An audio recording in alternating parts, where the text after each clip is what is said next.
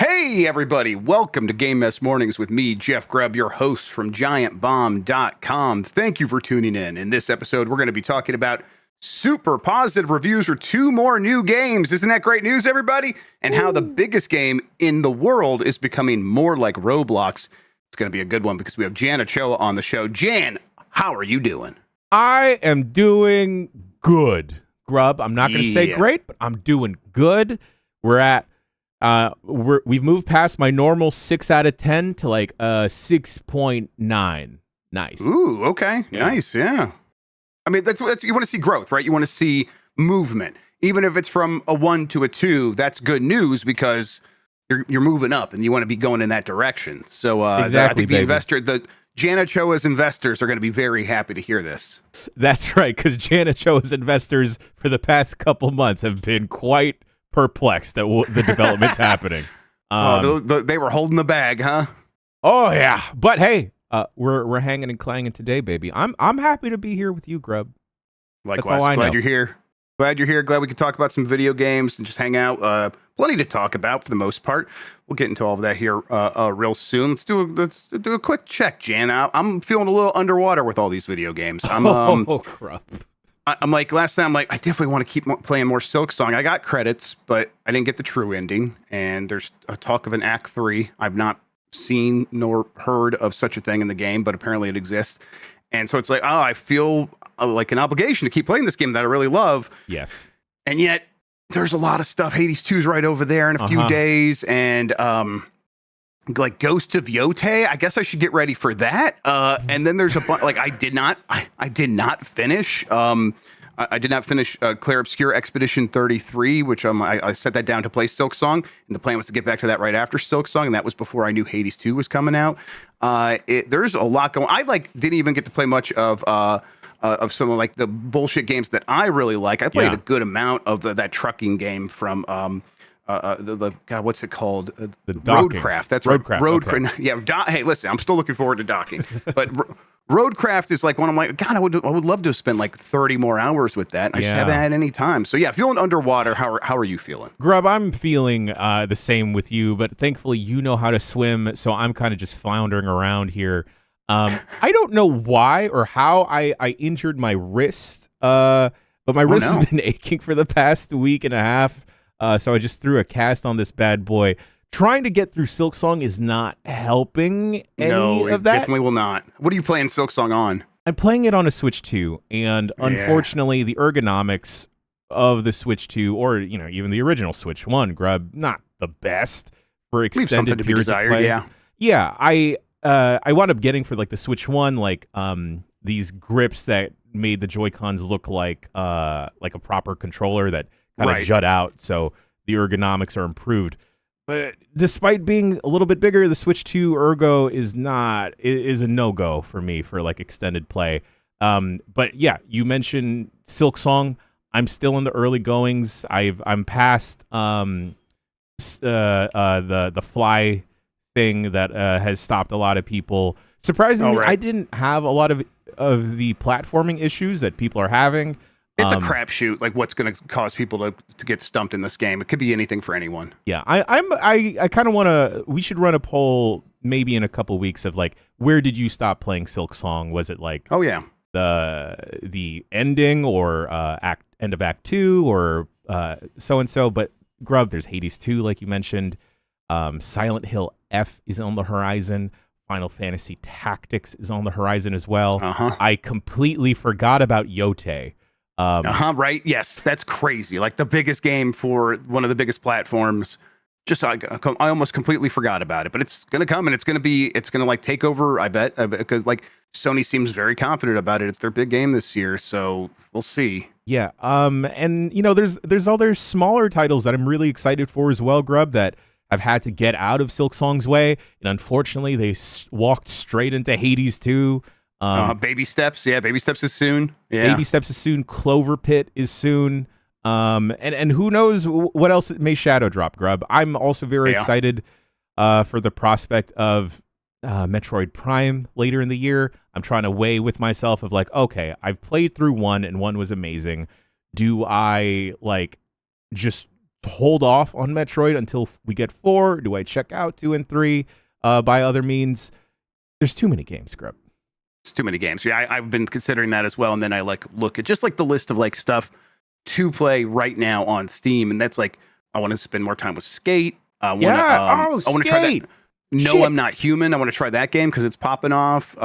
Baby Steps is soon. I would Mina the Hollower is out this year? Mina the Hollower's, that's Halloween, yeah. I want to play more Hell Is Us. That's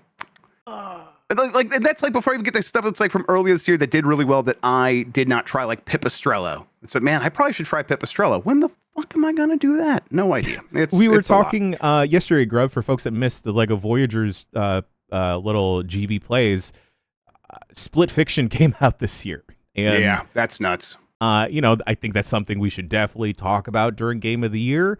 But, that's one of those games where you need to play with another person. How are we ever going to schedule that time outside of work hours if it's not for a stream? Yep. I'm just going to go play more Forsaken for N64. That's what I'm going to do. I keep thinking y'all are talking about Forspoken, and I get so confused. Basically, they're the same thing. Pirate Yakuza was this year? Sorry, Grubb, sorry. What? No, that's not right. Was it? Is that January? Mento points that reminds us, and yes, it was this year, Grubb. Oh boy. Oh, that's February. Not great. That's messed up. That feels like a year, at least a year and a half ago. Okay, whatever. It's Giant Bomb. We should explain ourselves. Go to giantbomb.com/join and become a premium member. It really helps us as independent gaming media, kind of the only kind of gaming media left. And if you want to see more of it, we're going to need your help. So go to giantbomb.com/join, become that premium member. It gets you ad-free versions of the episodes, gets you some extra goodies, extra voicemail from Voicemail Dump Truck, our town hall discussions, a bunch of other stuff we have planned. In the meantime, as far as this show goes, most weekdays, Jeff Grubb, will help piece your gaming life back together. That includes breaking news and maybe even some of our own original reporting. For all these topics, I'll get the input of a bona fide expert who will make me look smart. If you are watching live on Twitch, welcome. You can always listen to the show later on podcast feeds by searching for Game Mess Mornings or find the RSS feed on giantbomb.com. You can also catch the show later with chapters and timestamps on YouTube. Hello, YouTube. All right, we have a lot to get into, so let's start the morning mess with Sonic Racing Cross Worlds reviews. This is the new Sonic Racing game, this time from Team Sonic, actually developing it. It has an 82 on OpenCritic, which is really good for a Sonic kart racer. Really, any kart racer that's not Mario Kart. I think, who knows, Mario Kart gets a little extra love or whatever. Sometimes they are just that much better.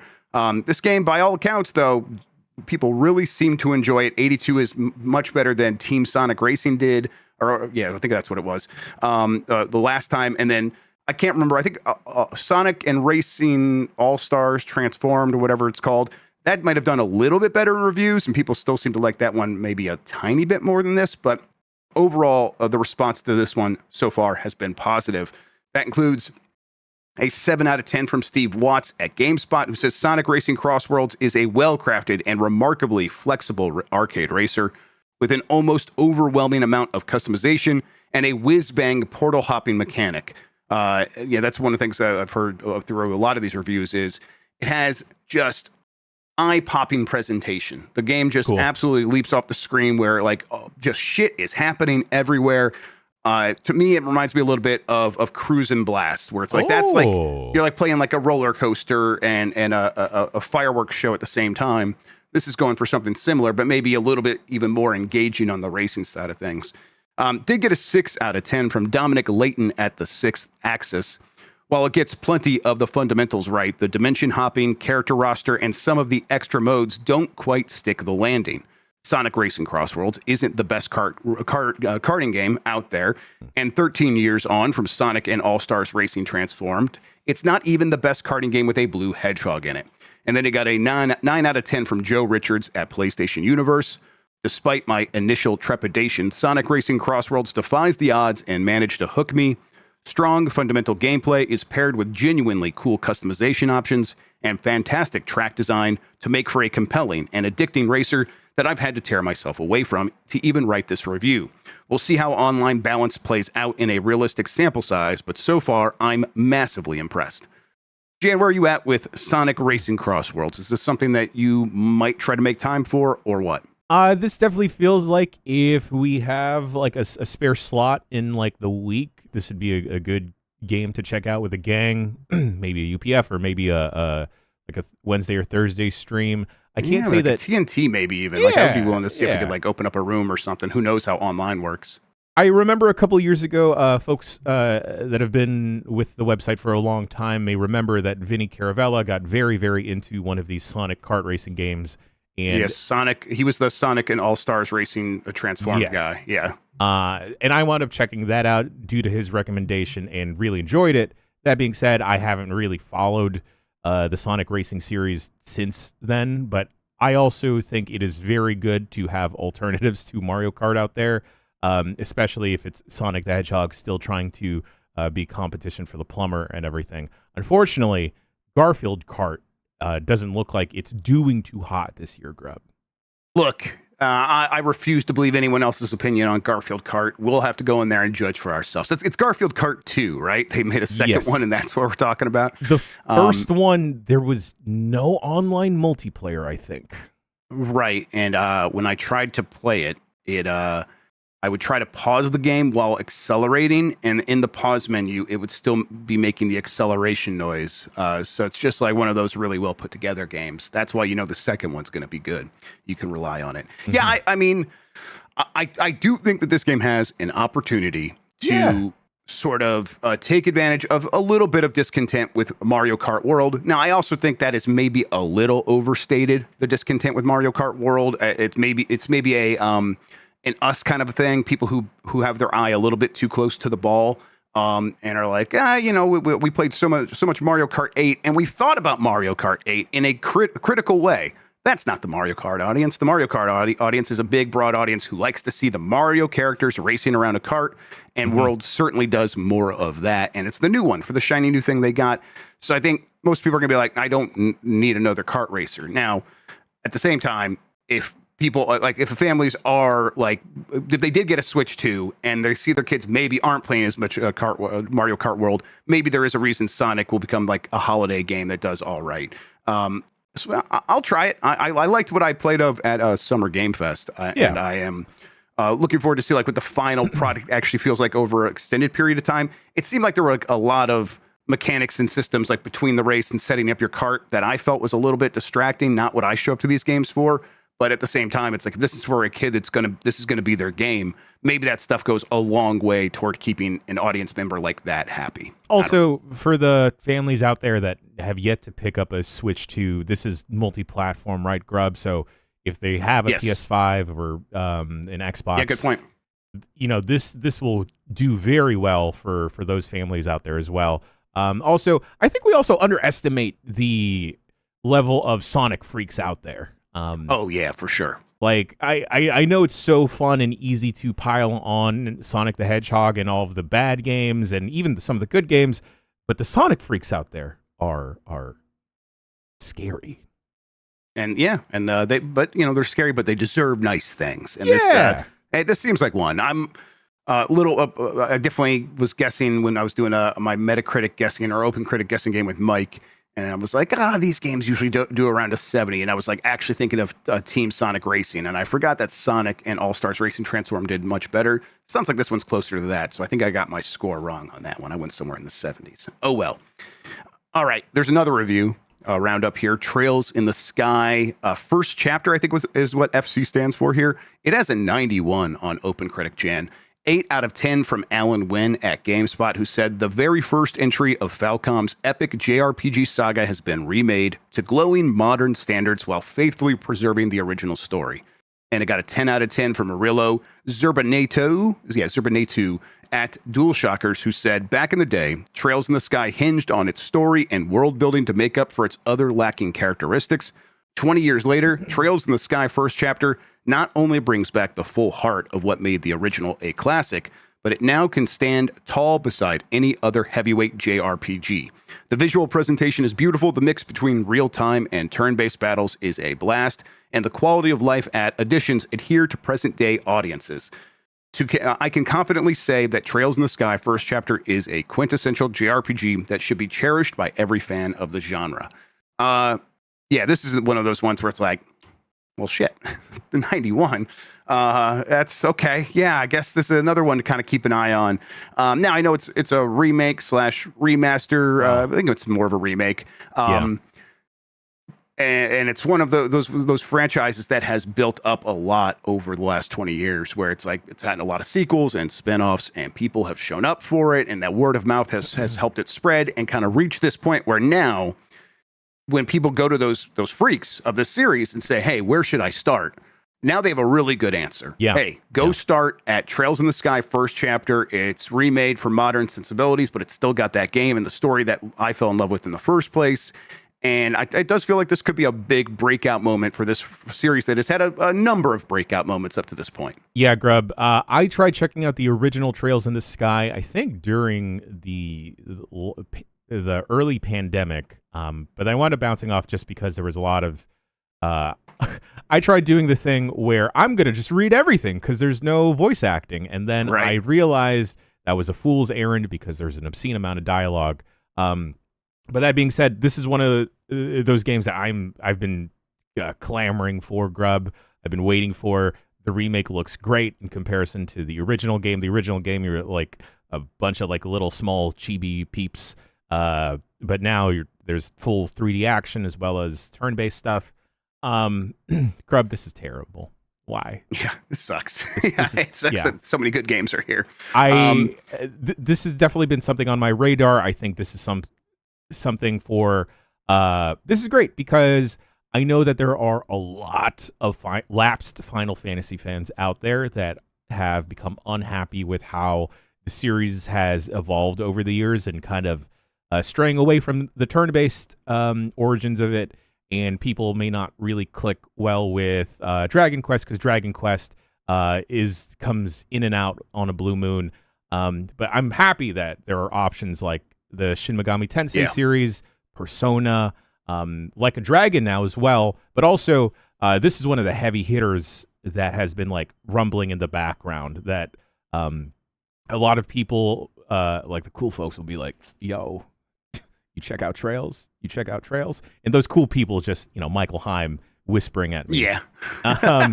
But from what I've heard of the series, this is going to be like an all-time banger. And seeing the 91 on Metacritic, holy smokes, Grubb. I have no time. Yep, no time. But yeah, it feels like a good opportunity. Now, it does feel like this game is specifically for people who have not played these games before, because it is going to be that same story. I was talking to Mike about it, and he was like, not really going to play this because I just played it a couple of years ago, the original version. But still, I just think that this is probably a good sign for this series going forward, and them being able to like put even more effort into it. And I'm sure a big part of that is like, well, we maybe we're putting around like the same amount of effort, but tools have improved and technology's improved, and now it's just much easier to do a game that feels more fully fleshed out. And if this is like where it's Falcom, the Falcom sort of a JRPG machine can end up, like, oh, this is the start of a new generation of them being able to like have slightly higher production values. Just really good news for people who really like this genre. So, Trails in the Sky FC. I believe is that out now? If it's not, it's out like maybe tomorrow. So people can jump on that. All right, let's keep going. That claim is startling. That's what Tencent says as it fires back at Sony's lawsuit accusing it of cloning Horizon with Light of Motorum. This is from Chris Scullion at VGC. Tencent has responded to a lawsuit which accuses its upcoming game Light of Motorum of being a slavish clone of the Horizon series. In July, Sony filed a lawsuit in California federal court alleging copyright and trademark infringement and claiming that Light of Motorum is so close to Horizon Zero Dawn and Horizon Forbidden West that players could be confused into thinking it's part of the same series. The suit also alleges that after starting work on Light of Motorum, Tencent then asked Sony if it wanted to collaborate on a new Horizon game, to which Sony declined. Sony claims that Tencent went ahead and made a Horizon-like game anyway. Tencent has now responded to Sony's lawsuit, and this is the new elements. Everything else so far we've talked about before. Here's what's new here. calling the claims startling and accusing Sony of trying to monopolize a part of popular culture when, in Tencent's view, Horizon wasn't particularly original in the first place. That's kind of funny. We're not the clone. You're the clone. That's good stuff. As reported by the Game Post, Tencent's response suggests that by trying to sue it for Light of Motorum, Sony is failing to acknowledge that other games feature similar concepts. Sony's complaint tellingly ignores these facts, it claims. Instead, it tries to transform ubiquitous genre ingredients into proprietary assets. By suing over an unreleased project that merely employs the same time-honored tropes embraced by scores of other games released both before and after Horizon, like Enslaved, The Legend of Zelda Breath of the Wild, Far Cry Primal, Far Cry New Dawn, Outer Worlds, Biomutant, and many more, Sony seeks Sony seeks an impermissible monopoly on genre conventions. Then they say, the claim is startling, blah blah blah. Yeah, okay. But we know what's really happening here. You were trying to make a Horizon game. Sony said no, so you went ahead and did it anyhow. Do I think that this is a legal violation of Sony's copyright? I don't know. I just know when I look at it, I feel icky, Jan. And I think my part of me is like, okay, well then one of the ways you can police this, if you're a major corporation, to sort of discourage this sort of thing is you sue the company, whether you fully know or not you're going to win a copyright suit, because it's going to be expensive for both sides.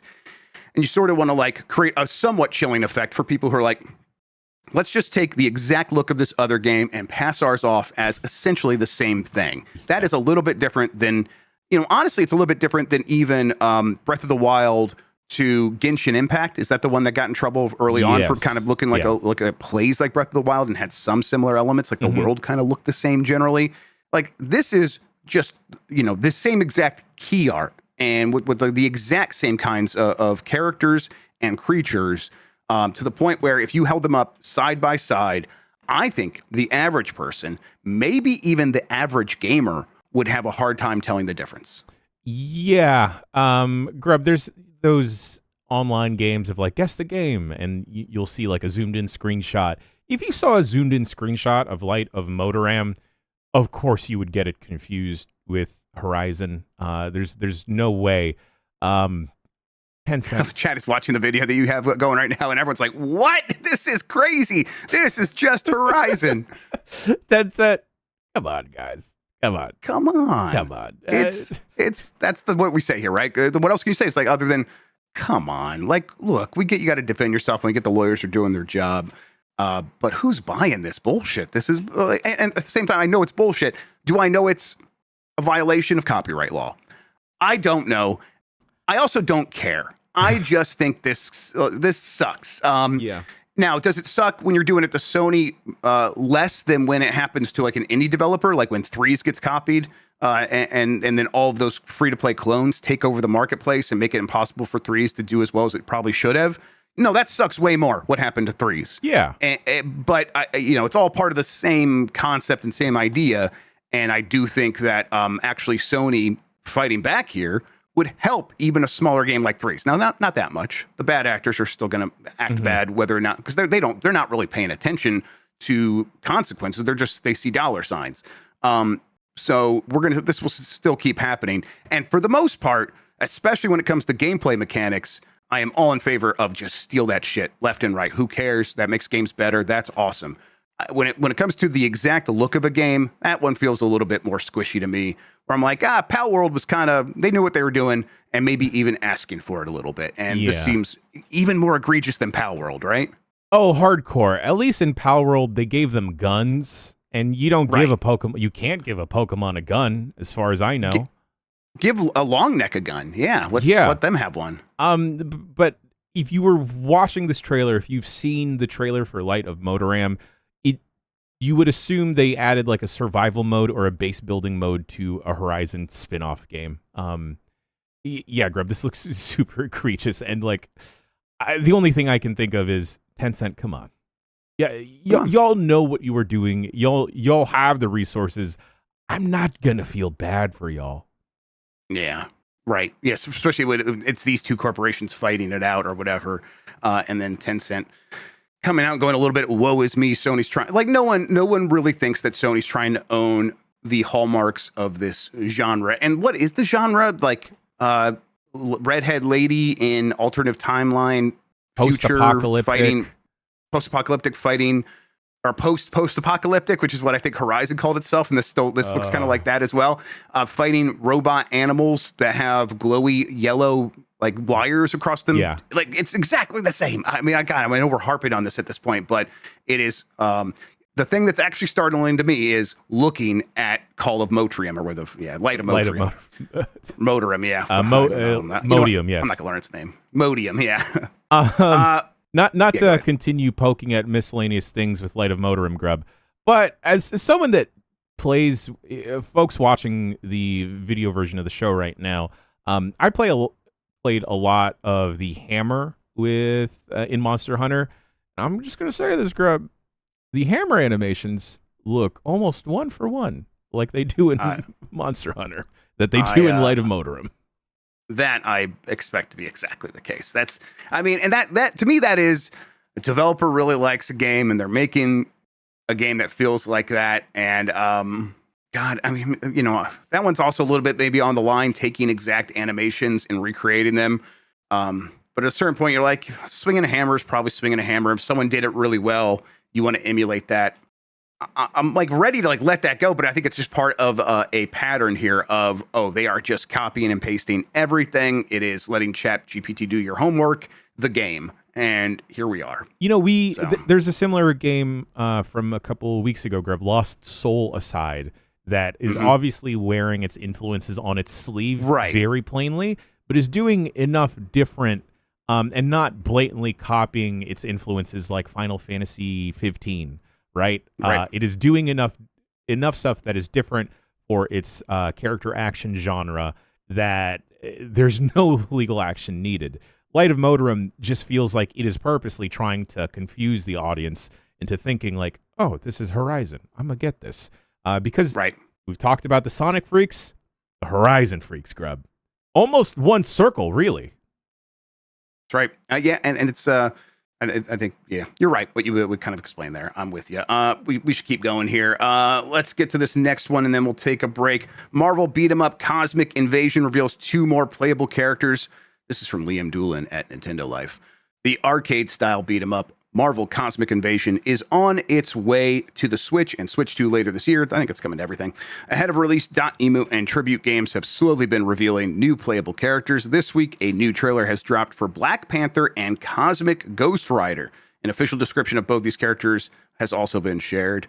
This is King T'Challa, the Black Panther and stalwart leader of Wakanda, dashes into battle wielding his vibranium-enhanced suit and sonic daggers. And then Cosmic Ghost Rider, after Annihilus has launched an unprecedented attack across the galaxy, Cosmic Ghost Rider can't let that go unpunished. Atop his hell cycle, this wild incarnation of the Rider roars across the spaceways. And then both of them have a little bit more there. You're into some of this stuff. I like these characters. I think this game always looked cool.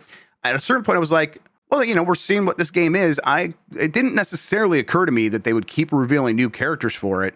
I'm with both of these now. Jan, it just seems like maybe you're unhappy about something. Grubb, why do they keep doing this to me? They do this with Tokon.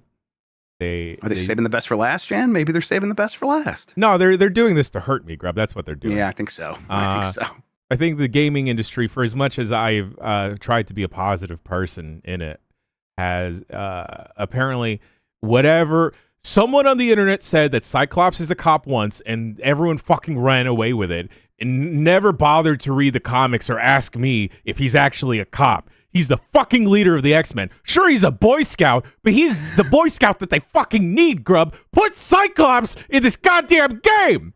Sorry. Hey, look, you're right. It's not his fault that every single dude in F-150 with their Facebook profile picture kind of looks a little bit like Cyclops, where they just got the sunglasses on and they're a white dude. So, look, it's not his fault. He's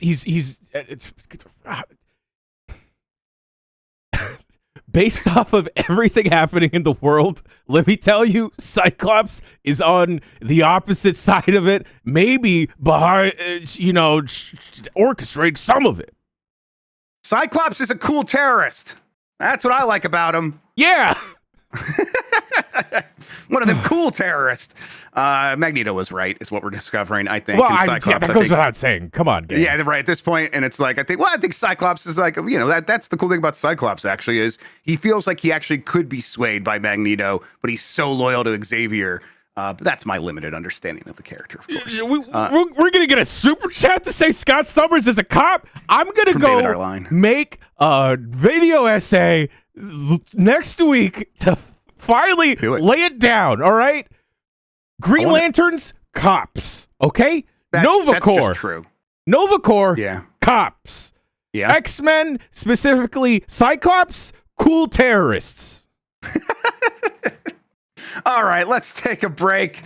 Let's let things cool off here, everybody. We got to hear from our sponsor. If you want to skip out on this, giantbomb.com/join, become a premium member, get the ad-free version of the show.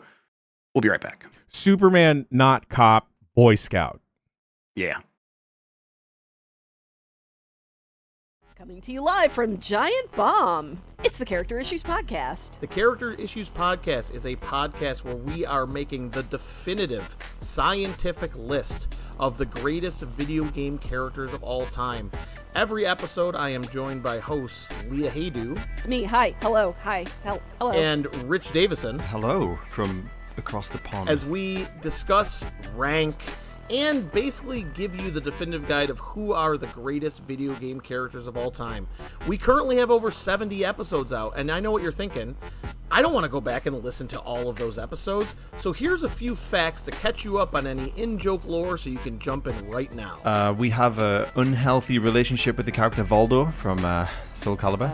Rich really hates the Scandinavians. The most important spot is the number 69 spot. Every 23 episodes, we have a re-rank-a-palooza. The second number one important spot is, again, not the top spot, it's the bottom spot, which is perennially going to be Chadley from Final Fantasy VII Remake and Rebirth. I'm so funny. Like, seriously, you guys, you don't even know. So, if after hearing all of those wonderful facts about our podcast, you're still interested, you can go to any of your podcast services and search for the Character Issues Podcast, and it will be there.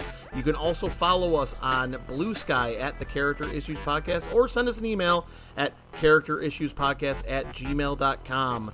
Thank you, everybody, for listening, and thank you, Giant Bomb, for allowing us to advertise on your wonderful podcast about video games. We look forward to talking to all of you soon.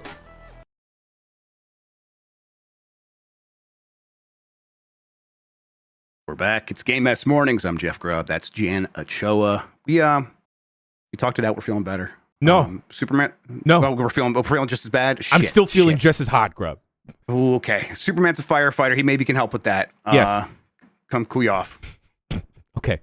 For folks that don't know, Cyclops does not shoot laser beams. There's no heat in it. It is his eyeballs are portals from the punch dimension. So it's a concussive force that he's shooting out of his eyeballs. All right. He would use that concussive force to take out all of ICE and maybe push current shitty political leaders down a flight of stairs.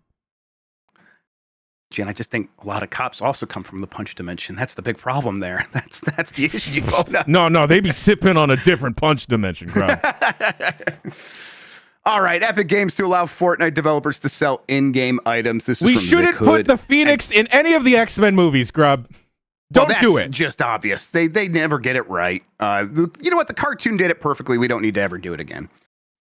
This is from Vic Hood at GamesIndustry.biz. From December, Fortnite creators will be able to sell items directly from their Fortnite islands. Epic Games announced the new in-game sales feature on September 18th, revealing that creators will be able to create and sell digital, durable, and consumable items they build for their games.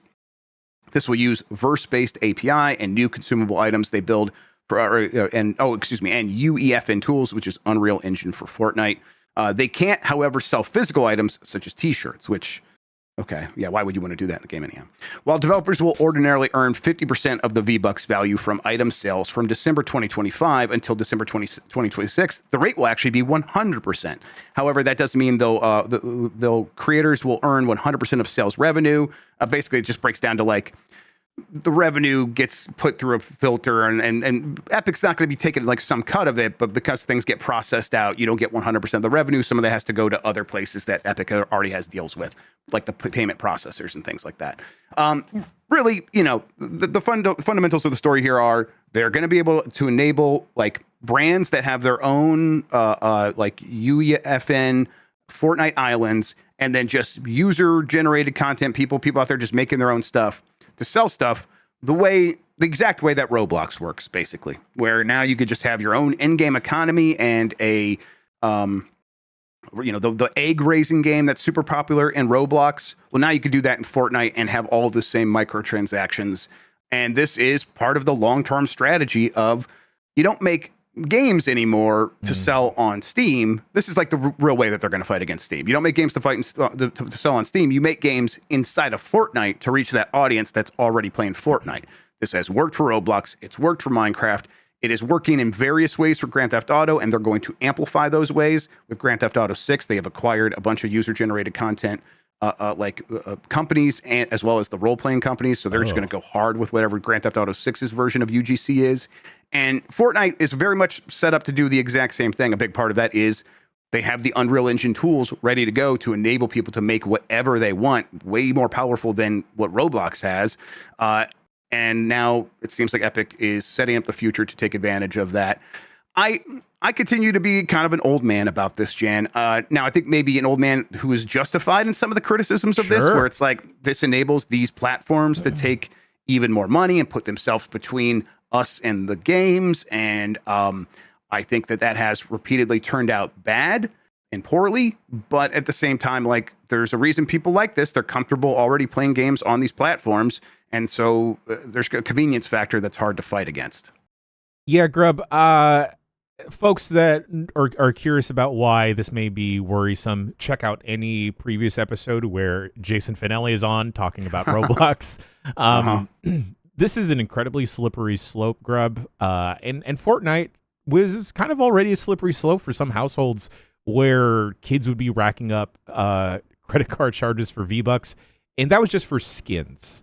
Now you introduce more stuff into the marketplace where, okay, not only do I need V-Bucks for this skin, but I also need money to play this mode that is blowing up amongst my friend group at school or whoever. It may be a popular streamer's checking it out, and now there's also all these other microtransactions underneath that initial mode.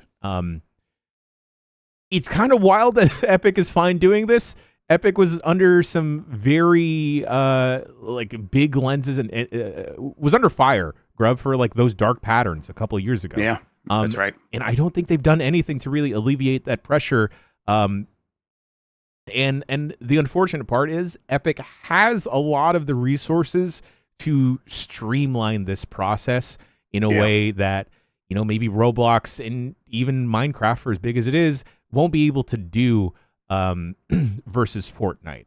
And I don't know. I'm with you, Grubb. This feels very scummy. This feels gross in a way. And kind of like it taints my my enjoyment of Fortnite overall, because I just don't want there to be kids out there, or even not even kids, young players out there, other just people wanting to connect with their friends, but they're getting scammed out of stuff because of microtransactions.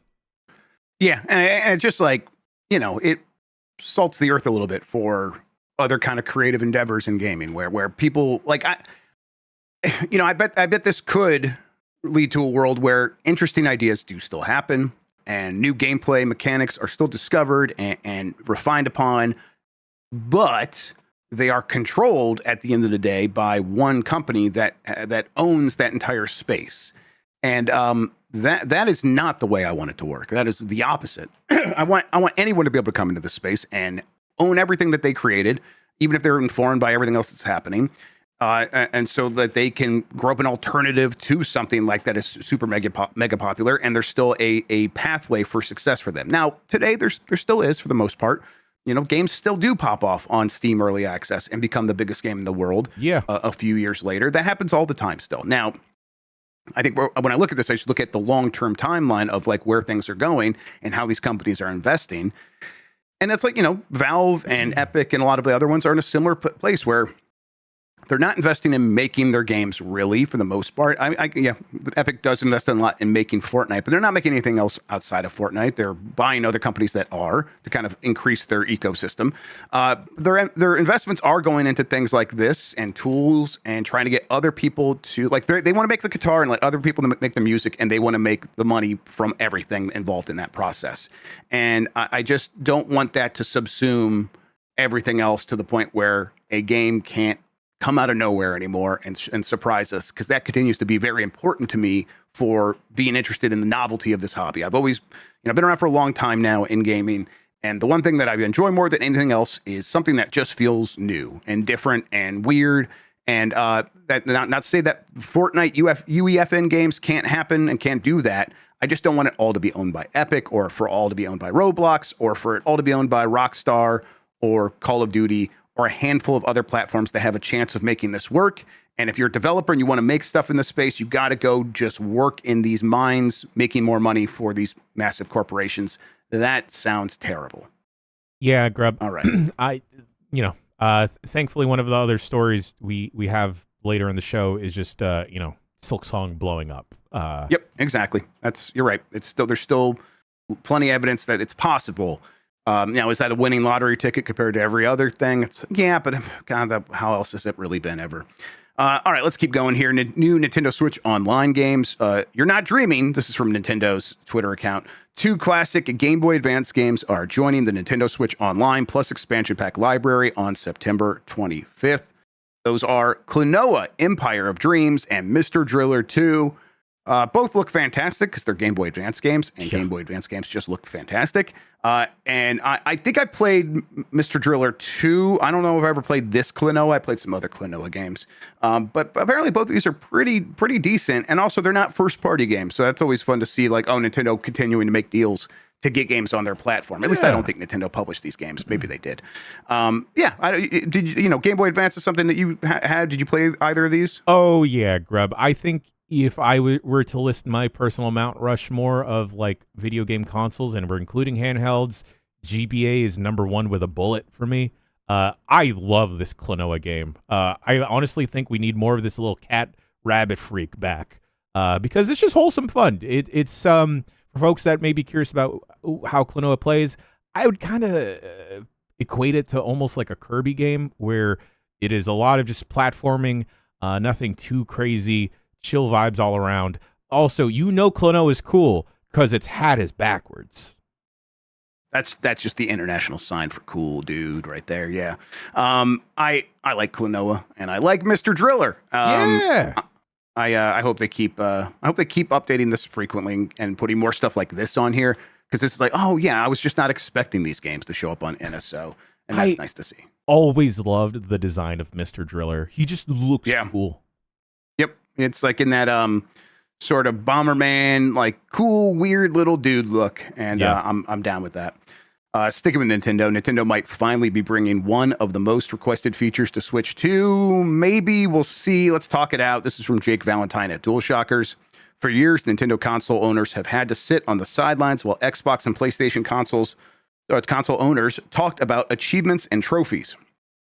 Even Steam introduced achievements to its platform in 2007. Nintendo, unfortunately, has not. In 2011, Bill Trinen explained they're not going to do it, blah, blah, blah. Either way, on September 4th, Nintendo filed for a patent that hints heavily at the introduction of achievements on the Nintendo Switch 2, or at least that's how people are reading this, Jan. As clarified by Nintendo Patents Watch, who does a good job of like tracking these things. While the patent description doesn't flat out confirm achievements, it sounds pretty similar to them. Here are some of the important excerpts from the filing. A processor gives points to a user. If any of a plurality of giving conditions is achieved by the user, and gives a reward selected by the user from among a plurality of rewards. Let's see here. Basically, they're just saying you meet certain conditions, like play a game, and then maybe do something in that game, and then you get a list of rewards, and then people could see if you achieve this thing. Now, I'm like, the reason I'm like maybe a little skeptical, Jan, is I thought they've had something like this for quite some time on like the My Nintendo page online, where it's like you can get platinum points, or not platinum, maybe it is platinum points. No, I think you're right. For starting up a certain game, and then you can use those points to get a reward in the store. Is this not just a patent on that stuff? Are they not just patenting that? Like, this doesn't necessarily sound like something different to me, other than maybe the ability to see if other people have achieved playing the game. This feels like it maybe more of that rather than like a wide swath achievement system. Maybe they're trying to do something more substantial with the platinum coin quests that they had originally. Grubb, I'm going to say this, hot take here. I don't fucking care about achievements. Yeah, I don't either. And even at the time when I was like getting achievements, it was like maybe a couple of games that I just really loved, and it made me realize it's like, no, I'll do these achievements, whatever, but I want to try to do this other thing. And it was like, oh, Pac-Man Championship Edition DX, where I'm just going to try to get a high score. That's an actual achievement. If I could, like, get a top 100 score in the world or whatever. But to each their own. I know there are people who love these things. And at the same time, I've successfully ignored them on the consoles where they do exist. So if Nintendo does want to do this, it will be no skin off my back. I will not notice. That is fine. But I'm just not reading this as them necessarily saying, oh, suddenly we're going to start doing an achievement, like a system-wide achievements, setting sort of thing. But could be wrong. We'll see. People are like, of course, oh, is this Nintendo putting a patent on gamer score or trophies and things like that? And it sounds like that, and certainly they were trying to do that with the Pokemon summoning thing. But it is worth pointing out that patents are very specific often, and this is what they were describing here would not apply to the way gamer score or the trophy system works. Those are different than just getting a certain achievement and then exchanging points for a reward. That, like, you have to do all of those things for this patent to apply. Mm-hmm. So it just would not be the same thing at all. Hollow Knight Silksong has already surpassed 4.2 million in sales. This is from Blair Marnell at GameSpot. Hollow Knight Silksong blew in like a hurricane at the beginning of this month, and it's already putting up numbers that major developers would envy. Silksong pulled in 5 million players in just a few days when factoring in downloads on Game Pass. Now, Silksong is closing in on 5 million sales across all platforms, according to a new report. The Game Discover Co. newsletter has shared its latest sales estimates for Hollow Knight Silksong. It's a pretty good newsletter. They know what they're talking about, although I do think maybe they're even undershooting it a little bit. They say 3.2 million copies are estimated to have been sold on Steam, while the game is believed to have pulled in 500,000 copies each on PlayStation 4 and 5 and Switch 1 and 2. I would bet it sold better on Switch 1 and 2 than that. That's just, when you break down most indie games, it sells a certain number on PlayStation 4 and 5 or PlayStation consoles, and then it sells like double or triple that on Switch. But, again, these are safe estimations. So that would put like the overall number at around 4.2 million. I bet it's closer to like 5 or 6 right now. But either way, these are numbers that just about any developer would be envious of. Now, it's a $20 game. Sure. That certainly helps. But really, the hype here was all earned by the game just being excellent and having an excellent predecessor to build on top of. So yeah, it sounds like this game is the success that we all thought it might be. These are the feel-good stories for me, Grubb, where I love seeing, I guess, an indie game pop off in such a strong way, and rightfully so get their, not only the critical success, but the financial success as well, and smashing sales goals or not having to be mired down by like investors saying like, well, you need to add multiplayer to this. Where's the Silksong dicks, huh? So I'm happy that for as much crap as there is in the industry and how live service games are being shoved down our throats, I'm happy original, fun, great ideas like Silksong are able to succeed and prove that this is what the audience wants. The audience wants a game-ass game. Yep. Yeah. A 2D Metroidvania selling this well is it's kind of shouting like indie games are on their own track, right? Because if this game came from one of the major publishers, first of all, it would be $60 like Metroid Dread was.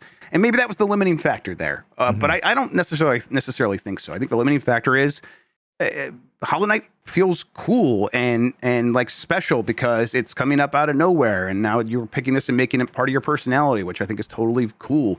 And then Metroid's like, you know, that old thing from that old corporation. They're trying to keep trying to make fetch happen. And as much as I am a Metroid fan, sure, I could see why people are glomming onto Hollow Knight in a way that they have not ever done so with another Metroidvania, especially a 2D Metroidvania. I also think that Metroid runs into the Final Fantasy problem, Grubb, where people have seen the name Metroid perhaps their whole gaming lives and never quite explored any entry into the franchise, and they think like, oh, well, maybe this is all too connected, maybe this is too convoluted, I'm just gonna go towards something else. And you know, that's to Silksong's benefit for sure, but it still blows my mind when you share that, Grubb, that Metroid has never done well in terms of sales. Yep, it's always been very limited, and as always, worth pointing out, big part of that is never really caught on in Japan in any major way, and so Nintendo has sort of treated it as a stepchild in Japan to a certain extent. Has Castlevania popped off in Japan then? I think so. Off the top of my head, I'm not sure, Jan, but that sounds. I think it's done better than Metroid has. You know, European Gothic sort of stuff is popular in Japan. Whereas, like, maybe this, no, that kind of sci-fi is popular, but maybe it's just popular with, but if they're not weebs, right? If they're just, they live in Japan, otakus, is that what it is? Maybe that stuff's just popular with that niche audience. And so, European Gothic stuff is popular with a broader audience, maybe. I'm just guessing here. I don't know. All right, then the last one, Skate passes 2 million players as devs fix major issues. This is from Eddie McHugh at GameSpot. A lot of people have played EA's new Skate game since it launched on September 16th. How many? According to the developers, the new Skate, the first in 15 years, reached more than 2 million players in its first 24 hours. It has some issues. They're going to update it. They say that they're stoked about this.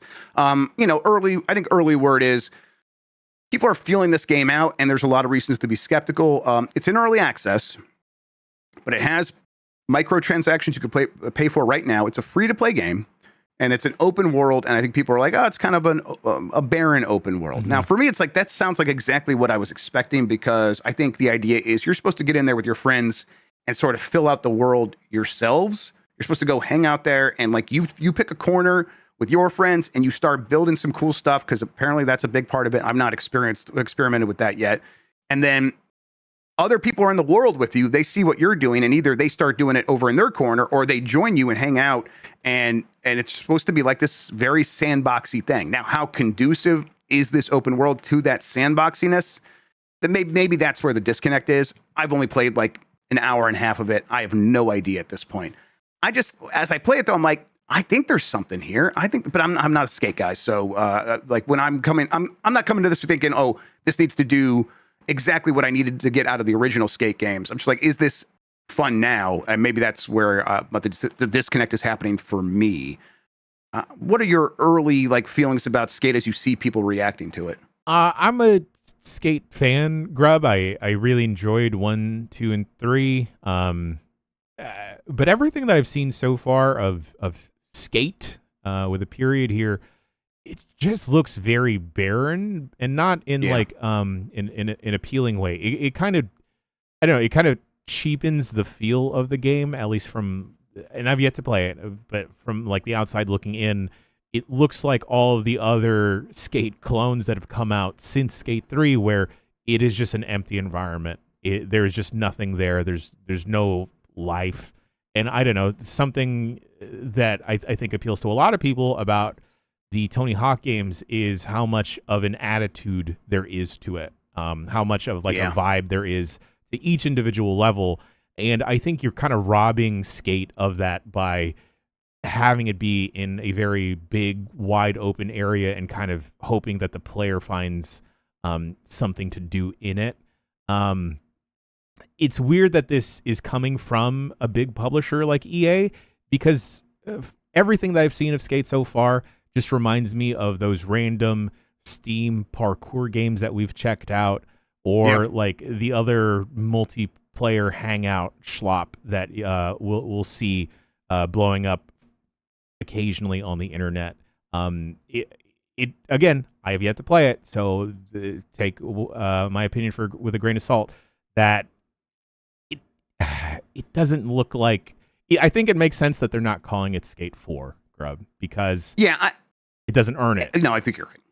Yeah. And I think it's it looks like a lot of those other parkour games. I don't think that's necessarily a bad place for this game to be. No, because it's like there's a chance that it sets the tone of this is a bit of a goofy game where we want things to kind of feel like a little slapstick and the humor there. I think they're just missing one thing to really bring it all together. And when I was in a Skate preview, this is the thing me and Mike were talking about. Where I think we were supposed to get code, and we never got the code, and we were too afraid to ask like what we were doing wrong, so we never played it early. But before that, we were in a pre-briefing, and we got a chance to ask some questions. And I asked like, hey, what about prox chat? Is that something you guys are thinking about here?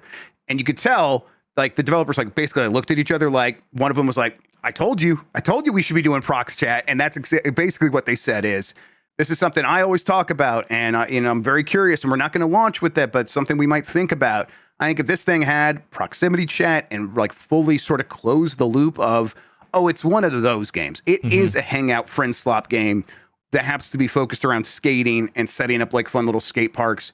And then maybe it got, it's Fallout 76 NPC update where it's like, there's NPCs in the game now. I think there probably are, but like, it seems like there should be a lot more going on in the world. And that seems the big update that it needs to kind of make people feel like it's a real video game. Yeah. I think if they could hit a handful of those things in this early access period, especially considering I don't hear anyone complaining about the skating. Good. I don't hear anyone. No one's complaining about the way it feels to actually skate in the video game. I guess people are saying it's faster to roll to somersault. It's faster to Jan Ochoa than it is to skate in this game. Oh no! And I think people are like, wait, what's going on there? But I think I like that. It looks stupid and fun. So if that stuff is solid, they should have the foundation to begin building and responding to what people are actually saying they want, and then what the gameplay data says people want. So I think it's in a decent position, and I'm a fan of early access, so I hope it all works out for them.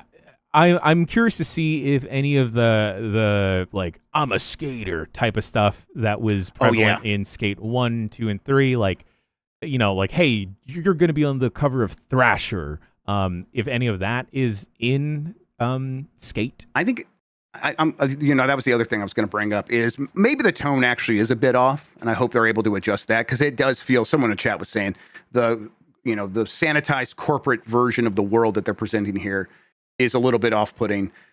I agree with that. It is a little off-putting in the way that it presents itself as like, we're just all super into these brands and things like that. It feels like maybe this, it's not as quite as bad as a Forza Horizon, but it does feel like the skating version of that slightly.